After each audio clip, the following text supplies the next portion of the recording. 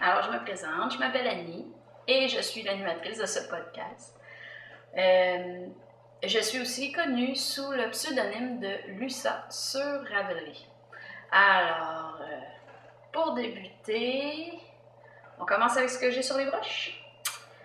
Au dernier podcast, je vous avais parlé que j'avais été à la maison tricotée avec un collègue de travail qui a acheté une balle de laine pour que je tricote des bas à sa douce qui a toujours froid aux orteils. Alors, j'ai un petit peu devancé les principes de bas toes up parce que je voulais utiliser le maximum de son achat et je me suis dit je vais partir des orteils en montant et puis j'arrêterai quand j'aurai plus de laine.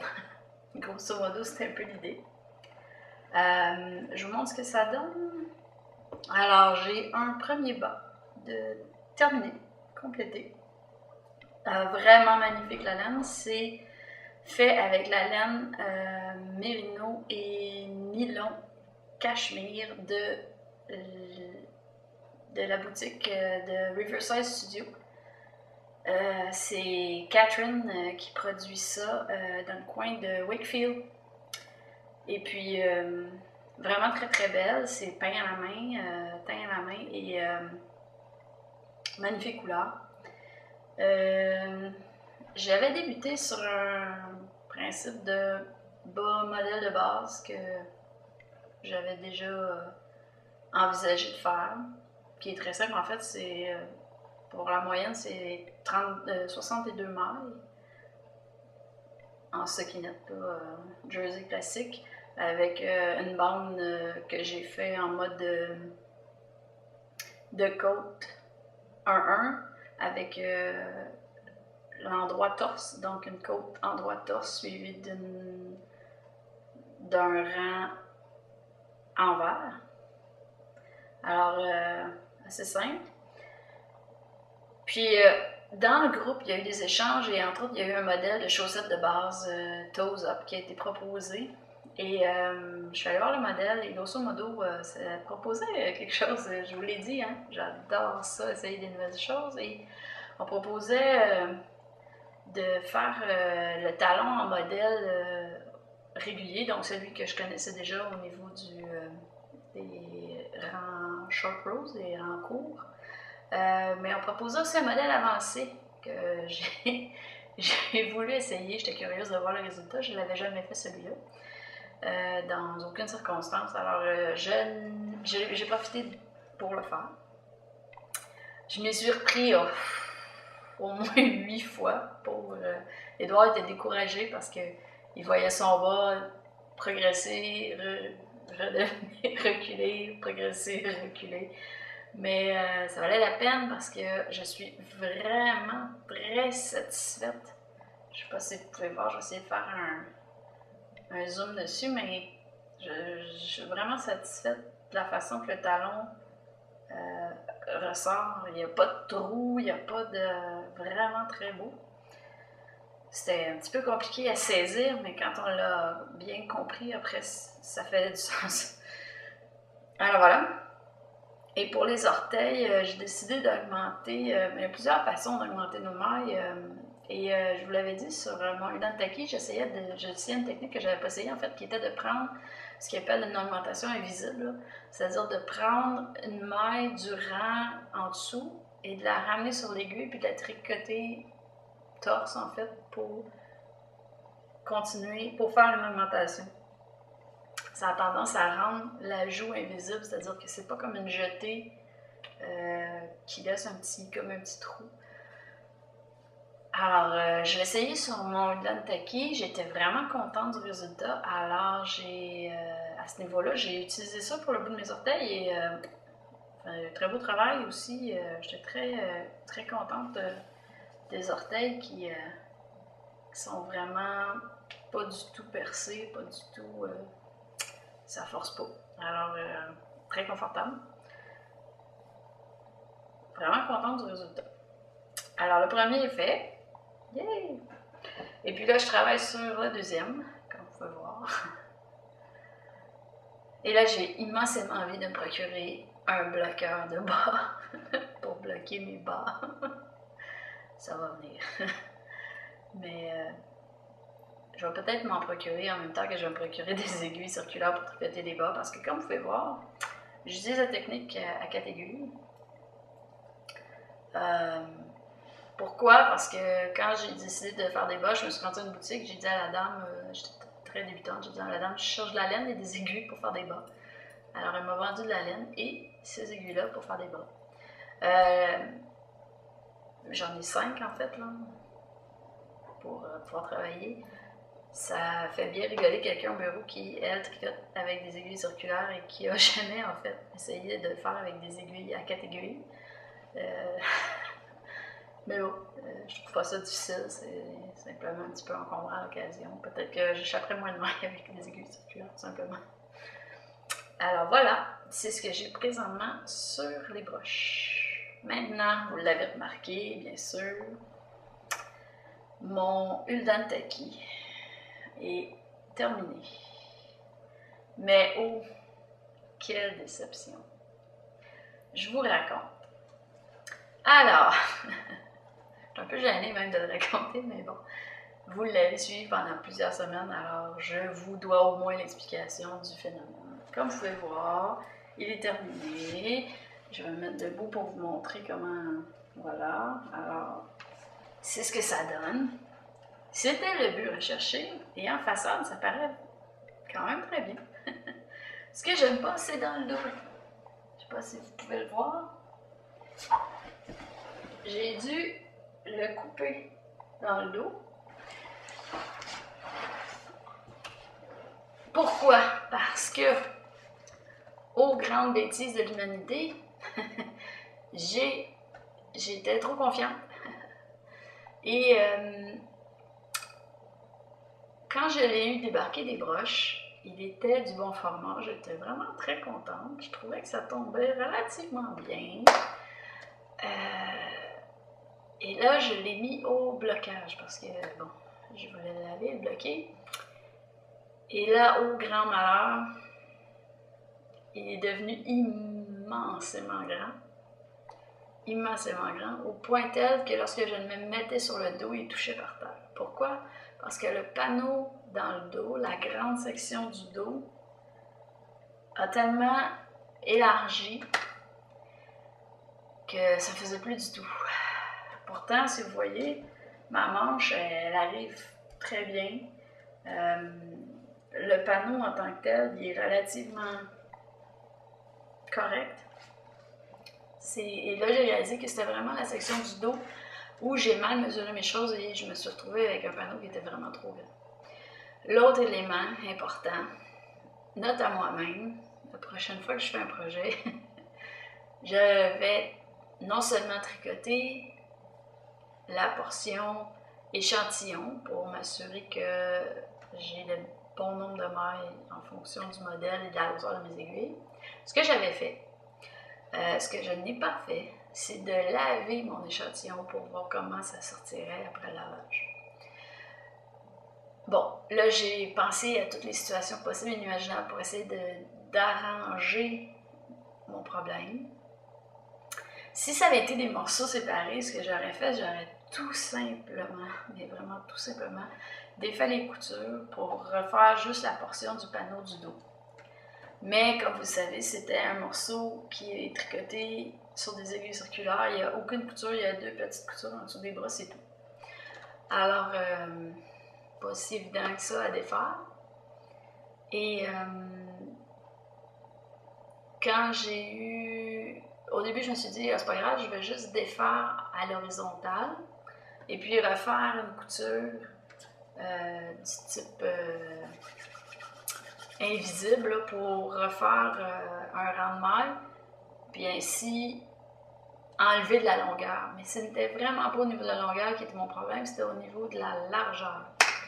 Alors, j'étais vraiment, vraiment découragée. Alors, ma première tentative, ça a été d'essayer de le feutrer un peu, c'est-à-dire de le remettre au lavage, puis avec la fonction de chaud-froid, provoquer un rétrécissement, puis essayer de contrôler ça avec le blocage. Ça a marché, mais Vraiment pas beaucoup, trop peu. Et là, je suis allée m'enseigner pour apprendre que quand on travaille avec des fibres végétales du type bambou, ce qui était 50-50, 50 bambou, 50 mérino, bien, ça ne feuille pas. Ça prend beaucoup plus de mérino en proportion du bambou pour que j'ai eu un résultat de feutrage qui aurait peut-être pu m'aider. En désespoir de cause, j'ai dit, mon Dieu, je suis obligée de le tailler. Et je pouvais pas juste... Je me voyais vraiment pas tout le défaire pour le refaire. J'ai essayé de le tailler à la méthode de ce qu'on appelle teak, je crois. En tout cas, c'est la méthode qu'on utilise parfois dans les pulls norvégiens pour ouvrir et mettre un zip. On vous fait tricoter en rond, puis on vous garde une lisière au centre sur laquelle on va passer une couture à la machine à coudre. Et puis ensuite, on va pouvoir tailler pour poser un zip. Okay?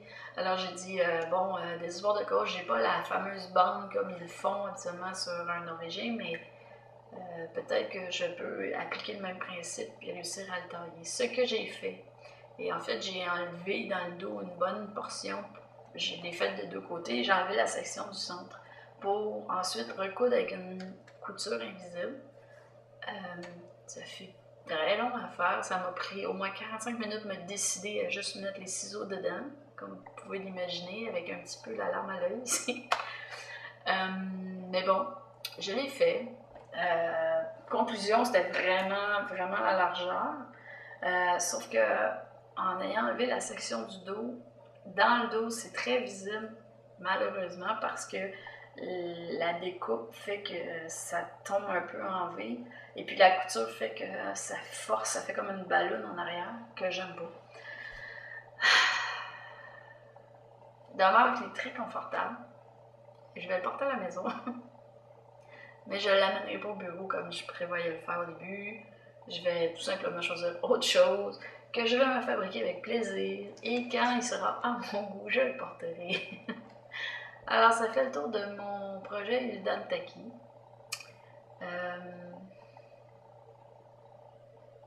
Un peu triste comme constat, mais quand même. J'avais lancé une perche aussi sur le groupe. Alors, si jamais il vous vient une idée comment je pourrais améliorer l'état actuel de mon Hildan Taki, ça va me faire plaisir de vous lire. J'ai peut-être essayé des choses, peut-être pas, alors pourquoi pas. Si vous avez des idées, je suis ouverte. Je pourrais le tester sur mon morceau qui est présentement, disons-le, pas à l'état où j'aurais voulu qu'il soit. Ok, mais c'est pas grave, on passe à autre chose, j'ai d'autres projets qui s'en viennent. J'ai très hâte d'embarquer sur les pelotes que j'ai achetées récemment. Oh là, il y a eu beaucoup d'actions sur le groupe. Pour celles qui sont depuis le début, vous avez probablement vu, j'ai fait un peu de promotion du groupe parce que je voulais augmenter la dynamique, les échanges et tout. Et maintenant, on est pratiquement à 200, un peu plus que 200 membres sur le groupe de Tricot Jazette. Merci à tout le monde de vous être joints au groupe. Venez vous amuser avec nous, venez faire les défis, venez lire les commentaires, venez féliciter les gens qui ont réussi les projets. Tout le monde est le bienvenu, les pros comme les débutants, aucun problème. Il y a de la place pour tout le monde. Alors, pour encourager la participation des défis, j'avais mis en place un défi numéro 1 qui était de tricoter un châle ou chalette. Et j'avais donné 1 mois et demi, si je me souviens bien, pour le faire. Et c'était au début du groupe, alors il n'y avait pas énormément de membres dans le groupe. Et j'ai eu 2 participations. J'ai eu Petit Cœur 2 beurres. Anciennement Agiatis en passant, là, Agiatis, là. Tu me joues des tours, tu changes ton nom. Et Evlis, qui ont participé au podcast, au défi du podcast, le défi numéro 1. Agiatis, au Petit Cœur de beurre, a fait un modèle qui s'appelle... Attendez que je vérifie. Bon, Elle avait fait le modèle Cassis Chalette. Puis elle voulait le déstocker, alors elle avait de l'acrylique Ruby qu'elle a utilisé pour le faire. Elle est magnifique, très jolie. Et puis j'ai aussi Evelys qui, elle, avait filé elle-même sa laine. Waouh, super belle. Ok, je suis jalouse. Et qui avait choisi le modèle Vermillon, qui est gratuit sur Ravelry. Elle aussi, elle a un très très beau résultat, vraiment très joli. Alors merci d'avoir participé. Et pour ce faire, je ne ferai pas de tirage. Mesdames, vous méritez toutes les deux un achat de 7 $ pour un modèle sur Ravelry. Alors, je vais vous contacter via les messages personnels sur Ravelry. Je vous invite à regarder ce qui vous tente, puis lorsque vous avez trouvé le modèle qui vous plaît, vous me faites signe, je vous l'offre. D'accord? Alors voilà, ça fait le tour pour le défi numéro 1. Je vais débloquer le défi pour le laisser disparaître avec les autres discussions. Pour créer, attention, le défi numéro 2. Ok, il y en a plusieurs qui m'en ont parlé. Je suis très contente, il y en a plusieurs qui ont hâte d'y participer. Là, j'essaie de retenir ceux qui avaient envie déjà de commencer. Le défi numéro 2, on fait des bas en partant des orteils, donc toes up, ok? Et puis, le modèle qui vous tente, pour la grandeur de pied qui vous tente, vous n'en avez jamais fait, c'est pas grave. Vous faites une tentative, c'est pas réussi, c'est pas grave. Vous nous mettez une photo du résultat à la fin. Alors, on fait comme le modèle du châle. Pour ceux qui ne sont pas au courant, vous pourrez aller voir sur le groupe de Ravelry. On l'avait fait avec le défi numéro 1. En fait, on va faire un groupe de discussion, donc vous nous postez sur ce groupe-là la laine que vous avez choisie, le modèle que vous avez choisi, vous pouvez l'acheter, ça peut être un de vos modèles personnels, ça peut être un modèle gratuit, à votre guise et votre choix de laine. On est curieux de savoir avec quoi vous allez fabriquer ça. Et puis, voilà, on s'encourage, on pose nos questions sur ce groupe-là de discussion. Et puis, je vais vous mettre une deuxième discussion qui va être le défi relevé numéro 2. Et en fait, simplement, à cet endroit-là, lorsque vous avez terminé votre paire de bas, vous mettez une photo du produit fini. On ne met pas de discussion sur cet échange-là parce que je vais faire tirer parmi les participants, par les participants et participantes, bien sûr, parce qu'on a des hommes dans le groupe. Et puis, je vais faire tirer une petite surprise. J'étais très contente. Je voudrais remercier Catherine de Riverside Studio, avec qui j'ai eu des échanges, puisque j'avais entre autres parlé de mon achat le podcast dernier. Et puis elle m'a fait parvenir pour vous, pour les gens qui vont participer au défi numéro 2, je vais faire tirer ce qu'elle m'a fait parvenir et je vous montre. Ceci. Alors, c'est un écheveau de 100% mérino, lavable à la machine. C'est 402 mètres. OK? Magnifique. Je suis jalouse. Catherine, j'en veux pour moi. Alors, lorsque vous aurez terminé le défi, vous mettez une photo dans les défis relevés. Et puis avec ça, je vais faire un tirage parmi tous ceux qui auront mis une photo à la fin du défi pour obtenir le prix, la récompense, prix de participation. OK? Catherine m'a fait parvenir les chevaux de laine et puis elle m'a fait parvenir aussi en accompagnement un modèle qui est le modèle Lattice Bee qui a été écrit par Julie, une amie à Catherine, qui a produit le modèle qui va avec cette laine-là. Donc, elle a monté son modèle avec cette laine-là. Alors, elle vous offre les deux pour pouvoir le faire, si ça vous le dit. Sinon, vous faites le projet que vous voulez avec. Mais c'est un très beau modèle. Alors, elle est sous le nom de Aniko Knits sur Ravelry. Donc, je vous invite à aller la voir ses modèles. Très jolis. Et puis voilà, c'est notre prix de participation pour le défi numéro 2. Le défi débute le 1er novembre. OK, donc je vais ouvrir les discussions le 1er novembre. Et puis va se terminer le 1er décembre.